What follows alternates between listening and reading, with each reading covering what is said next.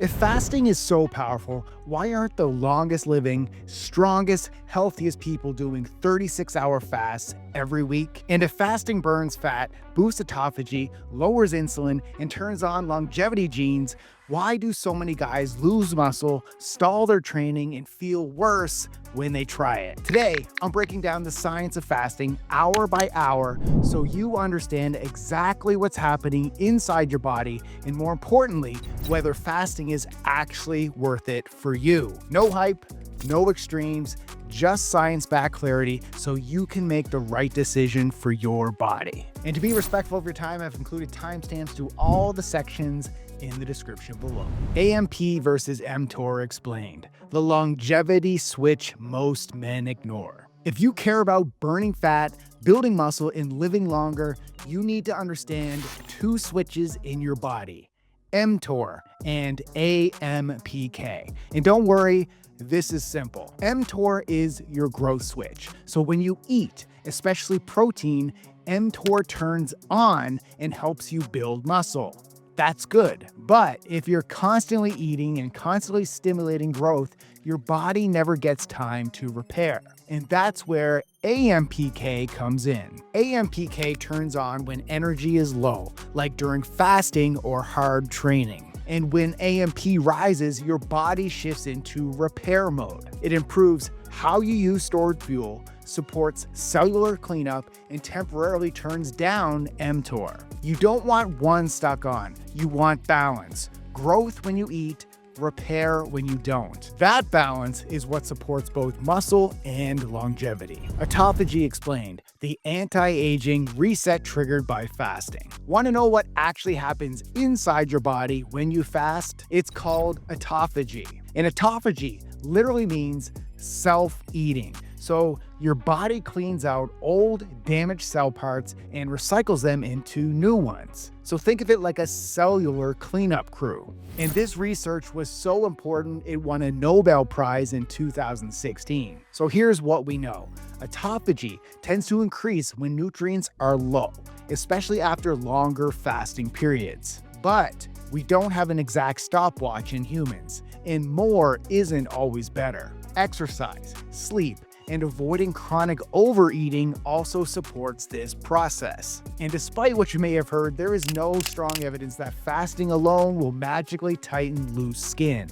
Autophagy is powerful, but it's just one piece of the bigger picture. Fasting benefits hour by hour. What really happens? Ever wonder what actually happens inside your body hour by hour when you stop eating? Here's the simplified fasting timeline. Hours 0 to 4, you're still digesting food, but insulin is elevated and your body is burning mostly glucose. Hours 8 to 12, insulin starts dropping and your body begins shifting toward burning stored fat for fuel. Hours 12 to 16 of fasting, glycogen levels fall, fat burning increases, and AMPK activity rises, which is your metabolic repair signal. Now, hours 16 to 24 of fasting, ketones increase.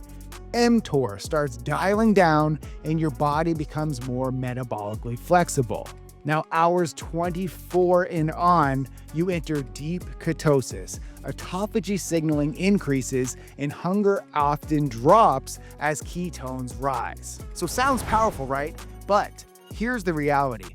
More hours doesn't automatically mean better results. Fat loss still comes down to calorie balance. And prolonged water fasting can make it harder to maintain muscle and train with intensity. So remember, fasting is a tool, it's not a magic switch. And in the next section, I'll break down whether 16/8 intermittent fasting actually works. So is 16/8 intermittent fasting actually powerful or just overhyped? Let's break it down. 16/8 simply means you fast for 16 hours and then you eat within an 8-hour window.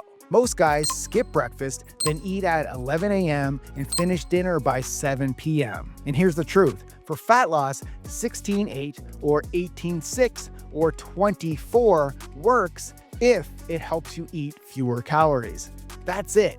When it comes to weight loss, being in a calorie deficit still rules, regardless if you get there via calorie restriction, dietary restriction, or just time restriction. Now, here's where it gets interesting. In mice, time-restricted feeding showed impressive health benefits. But in human trials, 16-8 hasn't consistently shown major advantages over just eating fewer calories. And 16 hours may not be long enough to significantly activate autophagy or deeply suppress chronically elevated mTOR. However, there is evidence that shifting your eating window earlier, like 8 a.m. to 2 p.m., may improve glucose control and lower insulin. So here's the biggest drawback to intermittent fasting. It can be harder to hit your protein target in a shorter window, especially if you're training and trying to maintain muscle. So is 16-8 useless? No. It's a great way to stop late-night snacking, but it's not a guaranteed weight loss cheat code. Next up, what happens when you push it to 24 hours? So what actually happens if you fast for a full 24 hours? Is it better than 16-8 or just harder? Here's what changes. By 24 hours, insulin is very low. Your glycogen stores are mostly depleted and your body shifts heavily toward burning fat for fuel. And then ketone levels rise significantly. And many people even report that hunger drops at this point. In mTOR, your growth pathway gets dialed down further and AMPK activity rises. So autophagy signaling likely increases compared to shorter fasts. So yes, metabolically, 24 hours creates a stronger stress response than 16 hours. But here's the trade-off. Training intensity can suffer. Protein intake drops for that day, and if done frequently, it can make muscle retention harder, especially for already lean guys. So a 24-hour water fast can be a useful tool, but more stress isn't always better. Next up, what about 36-hour fasting? That's where things get interesting. Thinking about doing a 36-hour fast for maximum benefit? Here's what actually happens. By 36 hours, you're deeply into ketosis. Your insulin is very low. mTOR, the growth and pro-aging pathway, is strongly suppressed, and autophagy signaling likely increases more than shorter fasts. Cellular stress resistance goes up, and your body is fully relying on stored energy. So, on paper, that sounds amazing for longevity, but here's the catch. A 36-hour fast is a big stressor. Your training performance will drop, your recovery can suffer, and muscle loss risk increases, especially if you're already lean and training hard. And studies comparing alternate day fasting to just eating slightly fewer calories daily show similar fat loss results, but more lean mass loss with aggressive water fasting. And muscle mass is one of the strongest predictors of long-term health. So yes, 36-hour fasting has powerful biological effects, but for most active men, the cost may outweigh the benefit. Next up, let's talk about alternate day fasting and why I don't recommend it for most guys. Alternate day fasting sounds hardcore, but is it actually smart? Here's how it works. One day you eat normally, or even a bit more. And then the next day, you eat very little or almost nothing. Yes, most people lose weight doing this. But here's the problem. Studies comparing alternate day fasting to simply eating about 25% fewer calories every day show similar fat loss, but often more lean mass loss with alternate day fasting. And if you're already lean and you're training 3 to 5 times per week, losing muscle is the last thing you want. And another issue, on water fasting days, activity levels often drop. So you move less, you train worse, and recovery suffers. Long-term health isn't just about being lighter. It's about preserving muscle and staying active. So can alternate day fasting work? Sure. Is it optimal for most busy training men?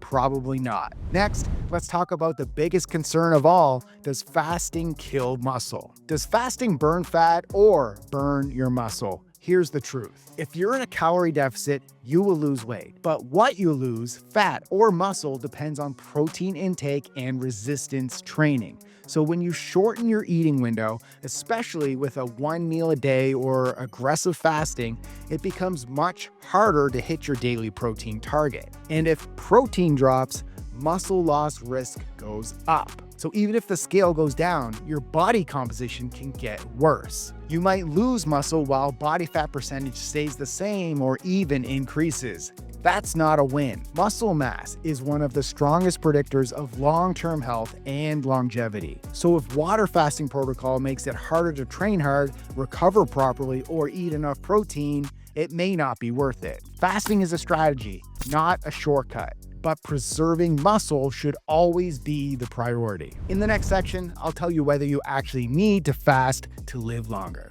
Do you actually need to fast to live longer, or is that just internet hype? Here's the honest answer. Calorie restriction without malnutrition has been shown to extend lifespan in multiple species. But fasting is just one way to reduce calories. You can improve metabolic health through resistance training, maintaining muscle mass, managing body fat, sleeping well, eating enough protein, and not chronically overeating by getting up from the table even if you still want to eat more. Yes, fasting triggers beneficial pathways like AMPK activation and mTOR suppression and autophagy, but you don't need extreme or frequent prolonged water fasting to support long-term health, as it can have potential serious downsides. For most active adults, a moderate, time-restricted eating window like 14 to 16 hours combined with lifting weights is more sustainable.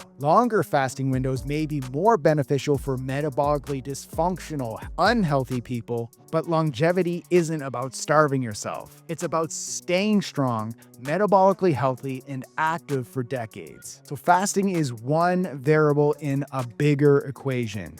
Muscle, movement, and consistency are the foundation. So if you want more science-backed strategies to stay lean, strong, and athletic year-round, hit subscribe and join the Live Lean community. And to continue your journey, the YouTube algorithm recommends you go check out this video down here next. Thanks for watching and keep living lean.